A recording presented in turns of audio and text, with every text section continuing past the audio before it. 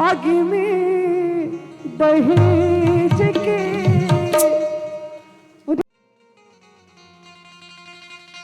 आपने सुना होगा बेटी किसी से पीछे नहीं होती है। विपत्ति जब घर पे पड़ी तो ऑटो रेसर ट्रेन को चलाने लगी बेटियां, साहस के साथ अंतरिक्ष को भी भेद डाला। सुना है कि वायुयान उड़ाने लगी बेटियां। अरे कितने उदाहरण ढूंढ करके तुम्हारे पास लाऊं, कितने उदाहरण ढूंढ करके तुम्हारे पास लाऊं। हर एक क्षेत्र को आज अपनाने लगी हैं बेटियां। और यही नहीं, ललिता, विशाखा, राधा रानी बेटी होती नहीं तो यशोदानंदन नंदन को झूले में झुलाता कौन। और सती अनसुईया ने अगर तपस्या करके पतिव्रता धर्म नहीं पालन किया होता तो सत्यवान को कौन बचाता।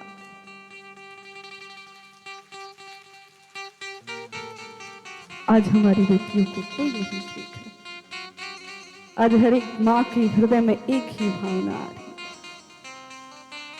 अरे जनती जे जारल जैबो, एक तरफ राक्षस बैठे हुए हैं और एक तरफ दहेज के हवसी बैठे हुए हैं, दहेज के राक्षस बैठे हुए।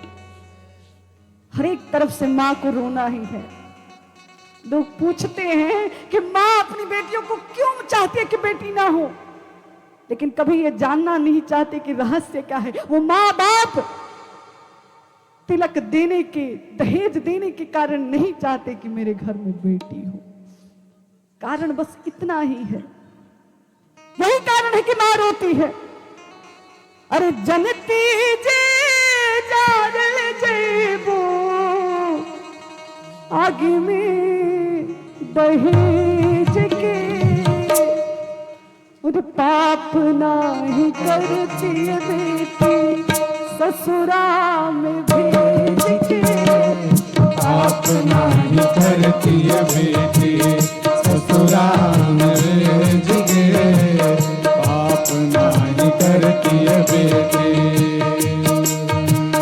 जनती जे जारल जैबो, जनती जे जारल जैबो, आदमी दहेज के। पाप नाही करती बेटी ससुरा में भेज के। पाप नाही करती बेटी ससुरा में भेज के। पाप नाही करती बेटी।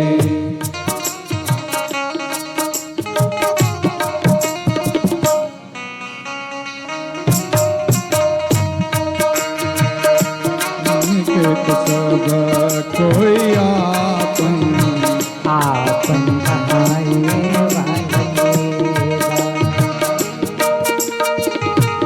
जय हो, क्या बात है, सच है। इस संसार में कोई अपना है नहीं, आना और जाना ये लगा रहेगा।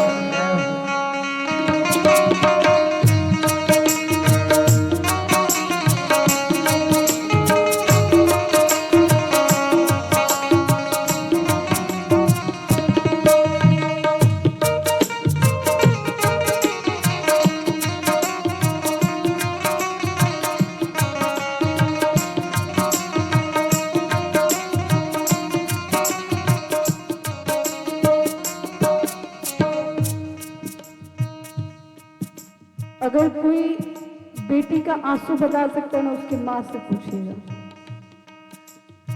जब बेटी तकलीफ में होती है तो उस माँ को ही बोलती है सब। और यही कारण है कि माँ नहीं चाहती कि मुझे बेटी हो, क्योंकि हर एक माँ जानती है कि बेटी का दर्द क्या होता है। आज बहुत से ऐसे लोग हैं जो बेटियों को बहुत प्रताड़ित करते हैं, बहुत प्रताड़ित। ससुराल में आए तो सास से ताना खाएगी, पति अगर अच्छा है तो ठीक है, नहीं अच्छा है तो उससे भी मार खाएगी। और मार खा के भी ये नहीं करना है, उसको बोलना नहीं है। मारेंगे लोग लेकिन फिर भी कहेंगे चुप रहो।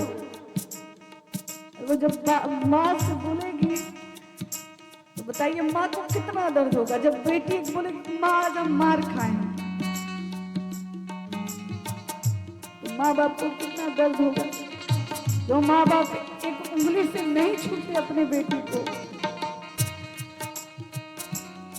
घर की बेटियां जो होती है ना, बड़ी कितनी भी बेटी बड़ी हो जाए लेकिन अपने पिता के लिए वो बेटी छोटी होती है। बेटी बड़ी कोशिश करती है। एक बार पिता अगर लड़की को बेटा कह करके बुला दे तो सारा काम करने के लिए तैयार रहती है। मात्र एक बार पिता बस बेटा कह दे, लेकिन वो बेटी तो जानती है, पिता तो जानता है कि मैं बेटा कह दूंगा, लेकिन समाज के लोग बेटा की नजर से देखेंगे नहीं।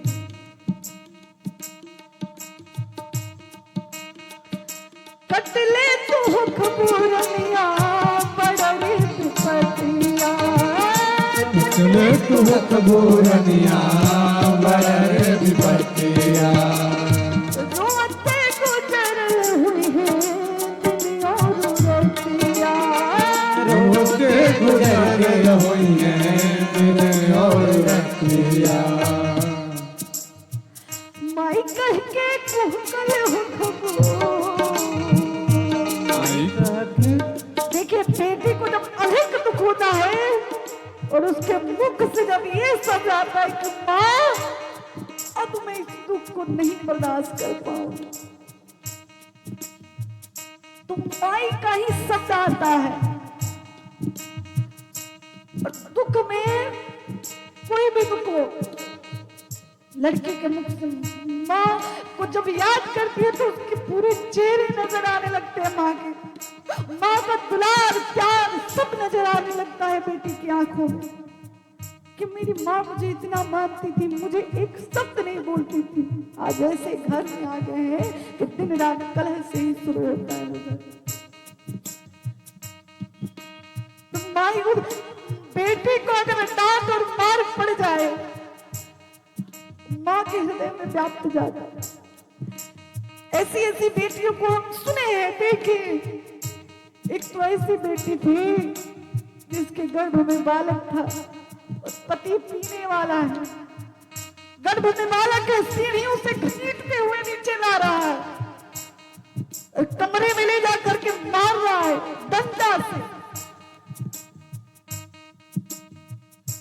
डंडा से लड़की मार खा के भी जब पिता उसके घर गया, सारा शरीर काला है, लेकिन बेटी ने बाप से नहीं मुंह खोला कि मुझे किसी ने मारा है।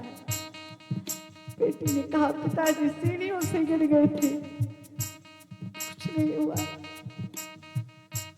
जब पिता चले गए तो एक घर में मुख में कपड़ा दबा करके वो लड़की बहुत रोने लगी कि आज मेरे बाप आया था, लेकिन हृदय से लगा करके ये हिम्मत नहीं हुआ कि रोकर सब बता दूं कि मेरे शरीर पर बहुत मार पड़ी है। लड़की को और भौ को मारना ब्रह्म हत्या का दोष लगता है, और जब लड़की मार खाती है तो एक ही रूप में होती है। माई कह के कुहकल हो खबूर, माई कह के कुहकल हो खबूर, दुखवा सने के पाप नाही करते थे, ससुराल भेज के पाप नाही करती बेटी, ससुराल भेज के पाप नहीं करती बेटी।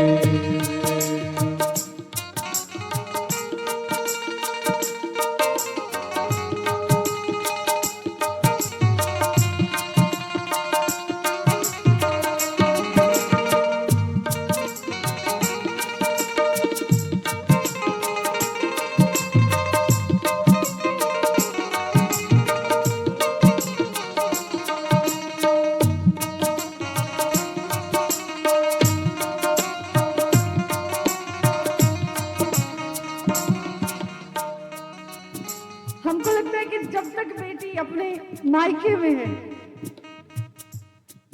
कभी भी माँ बाप को या भाई को या बहन को उसको ऐसा वचन नहीं बोलना चाहिए जो उसको दुख लगे,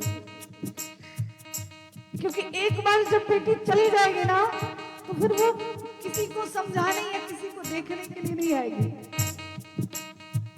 दान जब देता है माँ बाप, रह लेती है वैसे घर में, और जब लड़की जाती है अपने ससुराल में तो उस भाई के प्रेम को भी याद करती है। अगर उसके समक्ष विपत्ति खड़ा हो जाए, उसे किसी चीज की आवश्यकता हो, तो सबसे पहले अपने भाई को कॉल करती है, भैया मुझे ये काम है। और भाई का भी प्रेम इतना प्रबल होता है महाराज कि भाई अगर अपनी बहन का आवाज सुन ले और धीमी आवाज सुने तो वो भाई तुरंत बहन के लिए खड़ा हो जाता है। भाई बहन का प्रेम दुनिया में कहीं भी और नहीं हो सकता। जितना भाई बहन का प्रेम अनोखा होता है कहीं नहीं हो सकता। एक भाई लड़ता है, झगड़ता है, अगर भाई बड़ा है तो छोटी बहन से लड़ेगा, झगड़ेगा, लेकिन जब उसकी विदाई होगी ना तो सबसे अधिक अगर कोई रोएगा तो वो बड़ा भाई रोएगा। उस दिन उसको लगेगा कि आज मेरे हाथ एक जो दाहिना हाथ होता है मेरा जा रही है, मेरी बहन जा रही है। अपना खुशियां या अपना बहन को कैसे कह के पुकारेगा कि कहाँ तू गई। दर्द सबको अगर ज्यादा अगर किसी को सहना पड़ता है तो भाई को सहना पड़ता है। हो सकता है कि वो भाई सबके सामने नहीं रोए, नहीं तो भाई एक कोना पकड़ करके रो रहा होता है। वो पिता एक कोना पकड़ करके रो रहा होता है, बेटी के सामने नहीं आता। क्यों? क्योंकि अगर बेटी जाते समय अपने भाई या बाप को अगर अपने सामने देख ले तो वो बेटी कभी छोड़ती नहीं है जाने के लिए, अपने पिता को छोड़ती नहीं है, अपने भाई को। किस प्रकार अपने भुजाओं में भर लेती है जैसे लग रहा हो कि किसी को बेचा जा रहा हो। वो गौ जैसे तड़फड़ाती है वैसे एक लड़की तड़फड़ाती है। उस प्रकार वो लड़की रोती है, उस माया के वियोग से रोती है। माँ पुत्री के हृदय के जितनी भी वेदना है उसको माँ समझ सकती है। दूर है या नजदीक है, नजदीक भी होगी तो भी और दूर भी होगी तो भी। बिना बताए इस संसार में कोई किसी के वेदना को नहीं समझ सकता, कोई किसी के दुख को नहीं समझ सकता। लेकिन अगर कोई बिना बताए समझ सकता है तो वो दुनिया में माँ होती है और कोई नहीं होता है जो बिना बताए समझता है। हर एक किसी को दुख को समझेगी।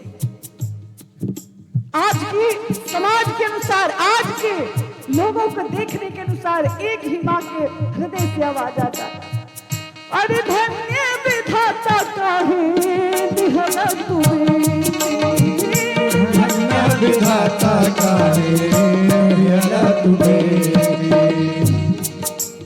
माँ कहती कि प्रभु अगर बेटी भी दे भी रहे हैं, अगर किसी के घर बेटी हो भी गई तो कृपा करना प्रभु कि अगर उसको बेटी दिए है तो उसको धन जरूर देना, क्योंकि बेटी धनवान के घर में ठीक है। नहीं तो महाराज जिस पिता के पास धन नहीं होता है ना जाने वो बाप किस किस के दर पे अपना पगड़ी रखते चलता है कि मेरी बेटी को पिता। मैं नहीं समझ पाती हूँ कि वो बाप अपने हृदय के टुकड़ों को दे देता है, अपना पूरा दुलार प्यार जिस लड़की पर लुटाता है उस पुत्री को दे देता है, फिर भी लोग धन की इच्छा में उस पिता से उसकी पगड़ी को नीचे करके रख देते हैं। कहाँ का न्याय है महाराज, कहाँ का धर्म है? जिस पिता के पुत्री को आप ले रहे हैं आपको तो उस पिता के सामने खोखना भी नहीं चाहिए। लेकिन कितनी बेशर्मी है लोग, कितने निर्लज है जो बेटी को भी लेते हैं और बाद में कहते हैं मेरे पुत्र का पैर भी दे दो, मेरे पुत्र का जो लगाए हैं इसमें उसका खर्चा भी दे दो। माँ कहती है कि प्रभु अगर किसी को बेटी दीजिए तो उसके घर में निश्चित रूप से धन दीजिए, अगर धन नहीं है तो उसको बेटी फिर मत दीजिए, क्योंकि ये कलयुगी मनुष्य बेटी को स्वीकार नहीं कर सकते। इनको धन चाहिए, किसी बेटी गुणवान को नहीं चाहिए। इसे अगर देना है तो धन सम्मान के साथ बेटी को दीजिए कि जिसके घर में जाए कम से कम टोना, कम से कम हर एक विपत्ति से बच करके वो रहे। माई कह के घूमते हो ससुराल में जाके बात नहीं करती बेटी